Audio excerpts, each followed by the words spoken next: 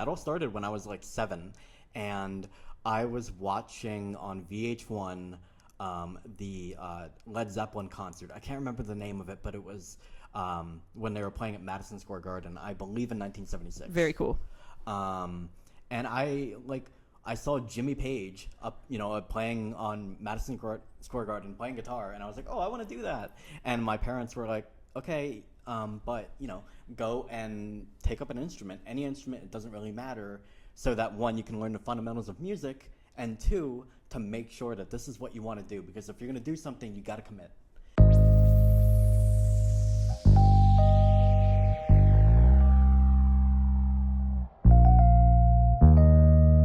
Hi, and welcome to another episode of Seen and Heard. I'm Madeline Rosene, and today I'm here with Eric Ziegler.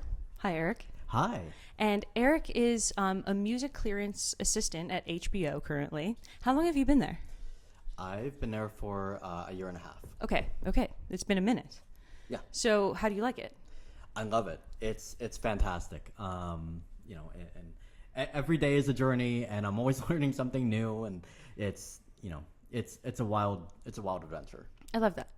So before we get into how your journey began and how you got into music and the music industry, I'd love for you to tell people what it is that a music clearance assistant does.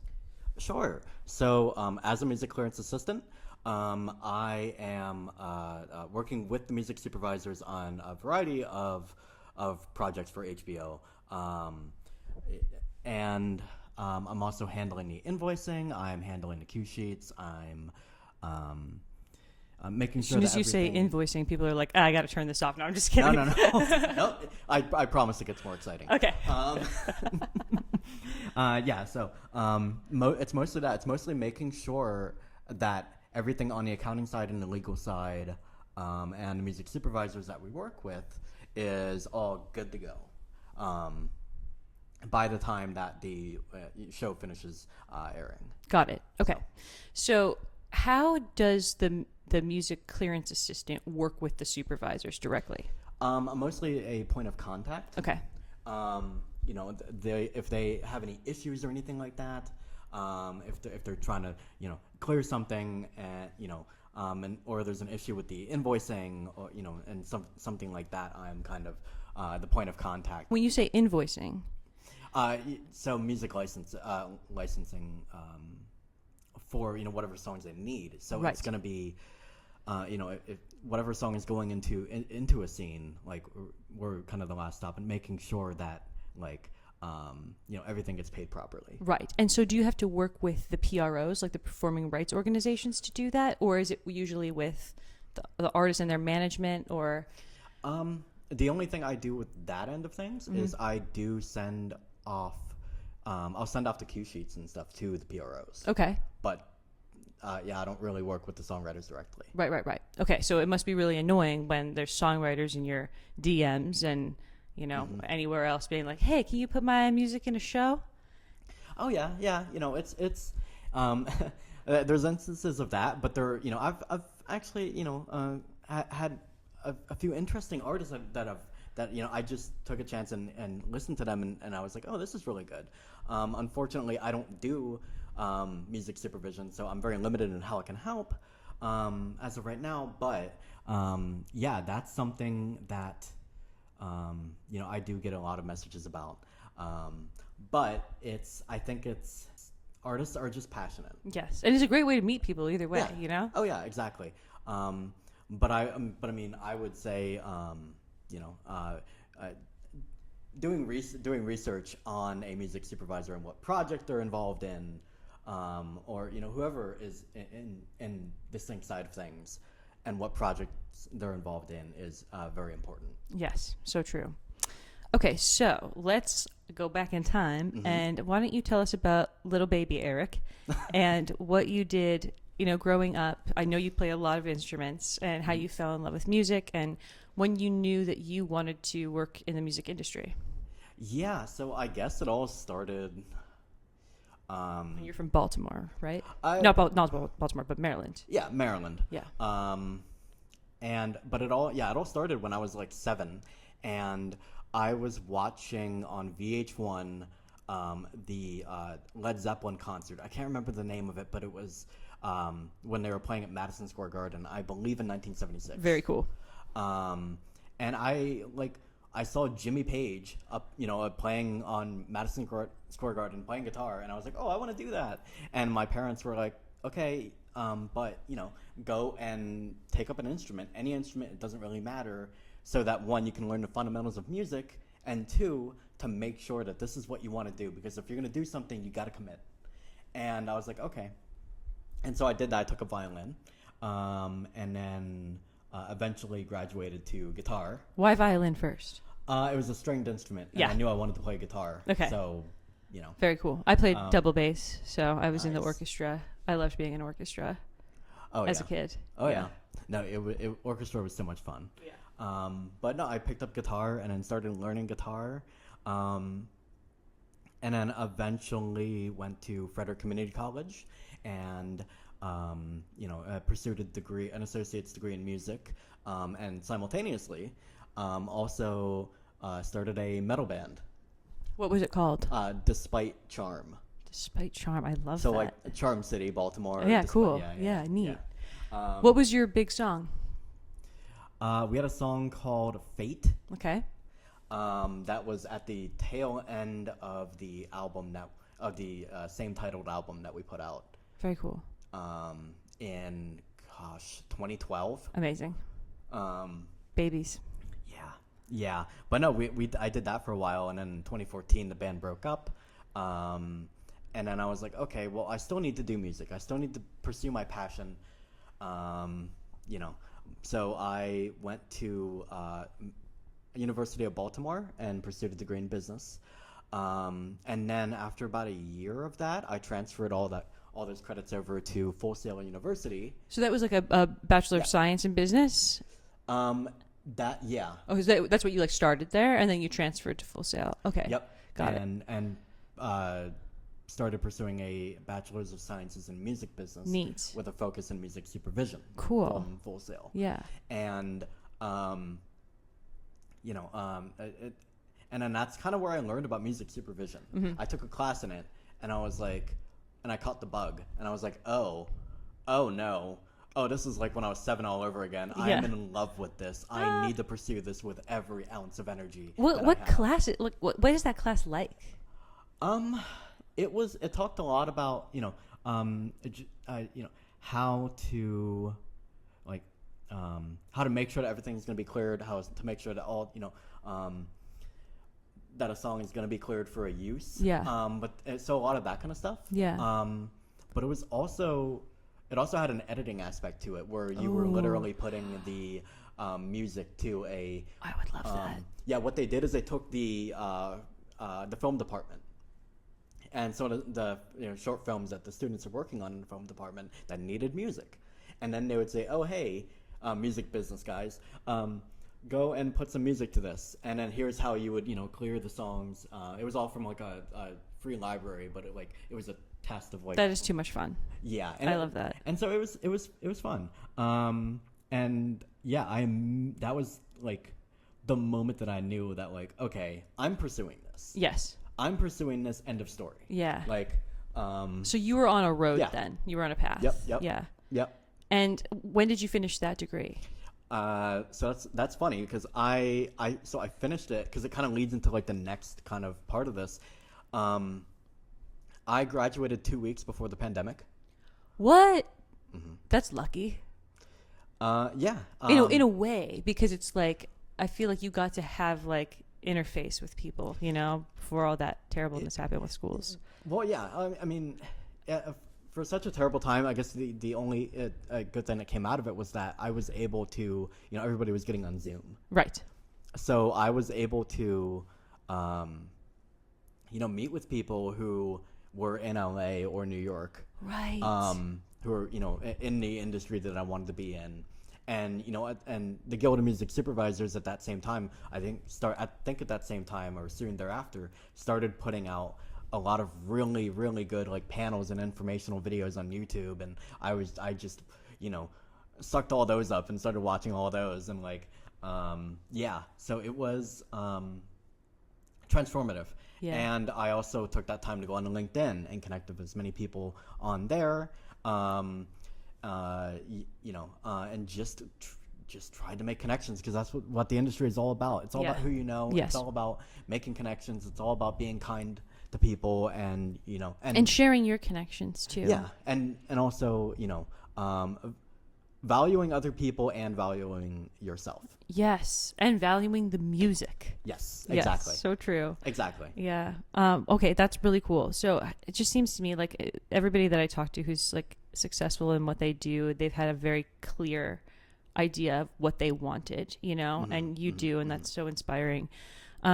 Okay, so would you say that for other people who want to get into music supervision, that getting into music clearance is a good first step? And so the thing with that is that could be a good first step, but there's no right or wrong path to get into it. Right. Everybody comes from a different path. Some people start as, there's a lot of music supervisors who start as DJs. Right. Yes. Some people, come from, the law, a legal side of things. Some people do come from, film or TV production. Some people come from music production. There's no right or wrong way. I think it's just more of a matter of, if you love it, just go for it. Yeah. Life's never long enough. Go for it. Right. Now, on the clearance side, would you stay in music clearance, or like you're ready, you want to go into music supervision as soon as you can? I want to go into music supervision soon. Yeah. But I want to also take my time with where I'm at. First of all, I love where I am. Yeah. I have a fantastic boss. Everybody that I work with is fantastic and so much fun. Shout out to HBO. Yeah, it's such a great place. So I'm happy there, but eventually I kind of want to go into music supervision. But I'm kind of also taking my time at HBO and kind of learning as much as I can about TV production, and also more and more about clearance, because I think that's important. Yeah. Okay. So we were talking about projects that you've worked on that you've maybe been really excited about, and I know that we've faced some issues recently with strikes and trying to make things fair for writers and and guilds but what have you worked on that you've been excited about? Well, something that's premiering right now. Yeah. House of the Dragon. Nice. House of the Dragon's cool to do like the cue sheets and stuff for that. And I was a Game of Thrones nerd long before I went into HBO. So like I was that was the other thing. Like when I started as on this position, I was like, oh, I get to work on House of the Dragon season 2. Ooh. Wow. Yeah, that's a really cool feeling. So that was cool. But like, House of the Dragon season 2. Let's see. Somebody Somewhere is also a really fun show. If nobody knows it, okay, I check don't it know out. it. Yeah. That's a really cool one. I didn't come in. I think I started like at HBO like the week that The Last of Us premiered. Nice. But I still handled some of the licenses and stuff after the fact. Okay. Because even after something premieres, there's still a lot of follow-up that you have to do. Sure. I had another question that I almost forgot. So, I guess when you were in school, because you said that, you learn a lot about like how something can get cleared and any issues you face, that sort of thing. Mm-hmm. So for the songwriters out there and, people, the songwriters who are looking at their splits and their publishing and production points and mastering licenses, and like, what are some concerns that they could possibly have that would be like, okay, well, we can't license this because this is too messy, or the publishing is all over the place, like there's too many publishers or something, or are there any problems like that artists can face? That artists can face? Yeah. Where something wouldn't get synced because maybe the metadata is just they've done too many splits, or a music supervisor wouldn't want to deal with that. Is that a thing? Oh yeah. No. So like I know sampling in music can be a tricky thing. Ooh, that's a tricky one. Yeah, that can be very tricky.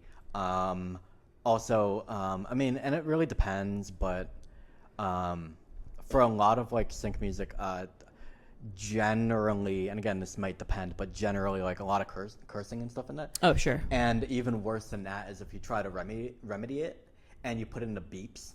Oh gosh. Because then that just messes with the editor. Yeah. It's actually better to just have nothing. Yeah. Because then at least you don't have an obnoxious like beep in the middle of like this thing. Yeah. No, I mean that's pretty much. I mean there's a whole bunch of stuff that and it really depends on project to project and music supervisor to music supervisor and how and what they need. In part with the director or showrunner, like what the whole team is looking for. So yeah, I mean, but those are kind of big ones that people watch out. One thing I was told with my first album, and it's a mistake that I never want to make again, was that I mean, I was very scrappy with making my first album because I didn't have a lot of money to create it. So I gave a lot of splits and I gave a lot of publishing to the people that I wrote the songs with, right?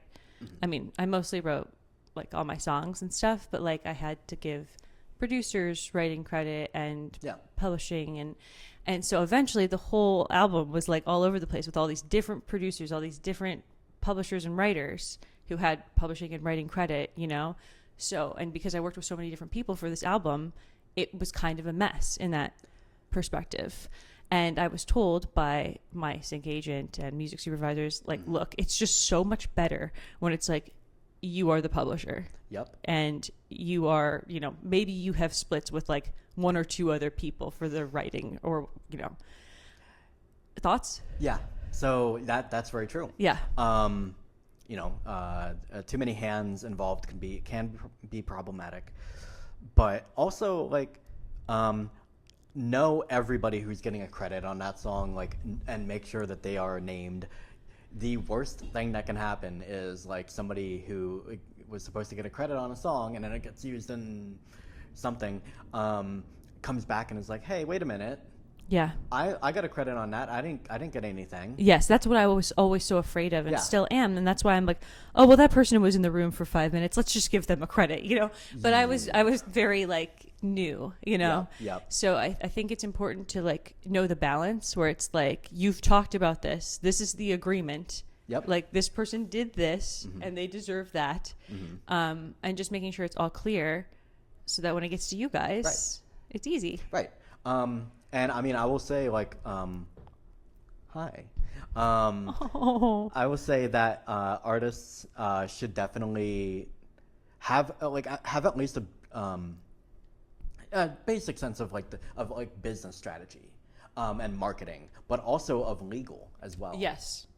It's important to have like a sense of how the industry works, how and how to keep yourself safe in a legal sense, and also how to market your music and run it, because it is a business. At the end of the day. Yeah. So. Oh, who I should have on here is an entertainment lawyer. That could be really fun. There you go. Yeah. If you know any, let me know.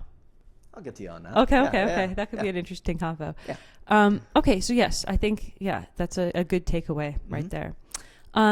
Okay. So what is next? Like, what is the next step for you to get into music supervision? I mean, honestly, just eventually, going somewhere as a coordinator or even a supervisor. Okay, what does a coordinator do then? So a coordinator is assisting the music supervisor with the music supervisor is usually more focused on figuring out what the director, showrunner, producer wants, and then figuring out how to get that. The coordinator is kind of making sure that that happens, that the cue sheets are filled out, that that everything is being accounted for. Got it. So they're kind of, I've always thought of it of and this varies. Mm-hmm. So take this with a grain of salt, but you have an assistant who is just focused on the admin kind of stuff, and then you have coordinator who's kind of admin, but they also might have some input as far as creative. Yeah. And then you have supervisor who's just focused on the creative and working with the showrunner, producer, director. So it's kind of this hierarchy kind of thing. Yeah, hierarchy, but kinda, but yeah, so a coordinator is kind of doing a little bit of both admin and creative, but again, that depends on how the music supervisor, has everything set up with their company. Right. That can really vary. So. Yes. Oh, that makes sense. Yeah. Yeah. Okay. So, a couple more questions. Sure. One, was there a moment? I know that the class was what really got you to be like, I want to be a music supervisor. But was there a moment, like in your childhood or just any time, where you saw something in a film or a show, and the visual of that and the audio of the music was just such a magical experience for you, where you're like, this makes me want to be a music supervisor? It's funny because there's so many. I've only discovered this like within the past few years of me doing this, but through looking back, that there were so many movies growing up. Like, I of course loved the score for Jurassic Park, like they were in '93, and it was so good. But then I kind of thought about it even more so, and it was kind of like the show Supernatural. Okay. Had so many needle drops in it. I'm gonna need to revisit that show. I thought about it recently, and I'm like, oh, this had so many good songs and so many good placements. Well, that was a great time for music. Not to be biased, because it's like, I was a young teen then, or a tween when that came out. Yeah. But that was a great time for music in general. Oh yeah. Yeah. I could see that would be a great show for music. Yeah, but I mean, other than that, there's just so many. There's so many films and TV shows growing up that I continue to kind of just look back, as I did recently with Supernatural, and realize, oh, that had such a good soundtrack. And yeah. Are there any music supervisors who you kind of look up to? A lot. I mean, the community and as a whole, but music supervisors, Amanda Creek Thomas is really cool. Okay, I'll look her up. I love the work that she does, and just a cool person in general. Thomas Kulbich, he's done so many good projects, and also cool dude. Jen Malone. Oh, I know Jen Malone. Yeah, okay. She's really cool. Yeah. So just to name a few. Right. Who are all awesome people who have awesome projects. Right. Yeah. That's good, because then people can go look up their work. I feel like music supervisors are so interesting, because it's like you have to have an aesthetic sense, right, for what's going on visually, and a sense of what is going to work with that aesthetically, with the audio you're going to place there. Well, yeah, and it's also about helping to shape the director. The directors or showrunners or producers' vision. Right. It's about shaping that as well. But it's not like complete control over all music that gets put into a film or TV show. Sure. Of course, it's yes. Honing and kind of making sure that the songs they want or something similar is able to get properly used. Lastly, Sure. What advice do you have for people who want to get into the music industry? I would say people who want to get into the music industry, just do what you love. If it's something you really want to do, then do it. Follow your heart, no matter how hard things get. And things are gonna get tough. It's gonna get tough. That's part of the thing. But learn from that. Something about me is that I'm deaf. I'm deaf in this ear completely. Oh wow. That didn't stop me from getting into music. I still said, I really love music. I really love music supervision. I'm not gonna let that stop me. So just make sure it's something your heart is truly in it, and follow through, because if your heart's truly not in it, you're not gonna be doing your best work, and if you're not doing your best work, if you're not giving it your best, why are you doing it? So it's kind of just make sure your heart's in it, and then go for it, and just go for it. It'll be worth it even if it doesn't pan out. Just go for it. I love that. What are you listening to right now?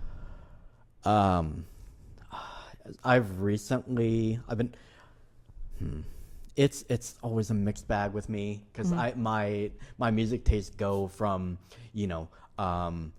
folk to pop to progressive rock and metal. Yeah. I'm currently revisiting Mastodon. Okay. Some heavy metal. Yeah. Progressive heavy metal. It makes sense for you. Yeah. Yeah, and I think as of past several months, I've been listening to a lot of pop and a lot of indie stuff. So I kind of wanted to do a 180 on that, and I was like, oh, I need some heavy prog stuff, like. I need stuff that's in like 13/8 time signatures. Oh my gosh! Weird yeah, stuff. Yeah. Yeah, same with Prog is great for that. And Hawken and Dream Theater and stuff like that. So like I'm back into that, but I mean next week I might be in a a rockabilly phase. So thank you so much for joining us today on Seen and Heard. This has been Eric Ziegler. Where can they follow you? Follow me on Instagram at EZMusicSync or LinkedIn. Look up Eric Ziegler. The spelling of my name will be in somewhere in this video or in the description. Or right here. Right there. Yeah. Boom. Done. Yeah. Thanks.